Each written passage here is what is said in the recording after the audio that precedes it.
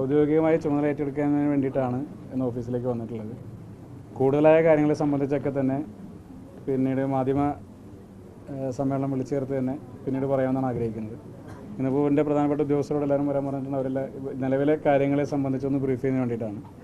അതിനുശേഷം നിലവിൽ പിന്നെ സ്പോർട്സും യൂത്ത് അഫയേഴ്സും അതുപോലെ തന്നെ എൻ്റെ വകുപ്പുകളുമായി ബന്ധപ്പെട്ട മ്യൂസിയം ആർക്കൈവ്സ് ഉൾപ്പെടെയുള്ള കാര്യങ്ങളെ സംബന്ധിച്ചൊക്കെ തന്നെ നിലവിലെ സാഹചര്യങ്ങൾ പരിശോധിച്ച് അതിൽ തുടരാൻ കഴിയുന്ന കാര്യങ്ങളിൽ തുടരുകയും മാറ്റം വരുത്തേണ്ട കാര്യങ്ങളിൽ മാറ്റം വരുത്തുകയും പോളിസി മാറ്ററിൽ ഈ UDF സർക്കാരിൻ്റെ പ്രകടന പത്രികയോടും പ്രഖ്യാപനത്തോടും ചേർന്ന് നിൽക്കുന്ന കാര്യങ്ങൾ വീണ്ടും തുടർന്നുകൊണ്ട് പോവുകയും ചെയ്യുന്നൊരു സമീപനം എടുക്കുക എന്നുള്ളതാണ് ആദ്യമായി ആലോചിക്കുന്നത്. കുറേയേറെ കാര്യങ്ങളിൽ മാറ്റം വരുത്തണമെന്ന് ഇതിനോടകം തന്നെ ഈ മേഖലയിൽ പ്രവർത്തിക്കുന്ന ഒരുപാട് ആളുകൾ പിന്നെ സോഷ്യൽ മീഡിയ മുഖാന്തരവും ഫോൺ മുഖാന്തരവുമൊക്കെ ഒരുപാട് അഭിപ്രായങ്ങളൊക്കെ പറഞ്ഞിട്ടുണ്ട്.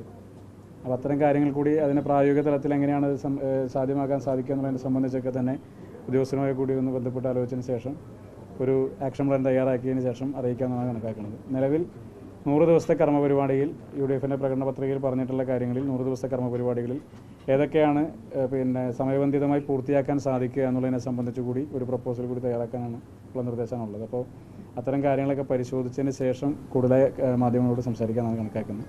തലക്കെട്ടുകൾക്ക് വേണ്ടി തൽക്കാലം സംസാരിക്കുന്നില്ല.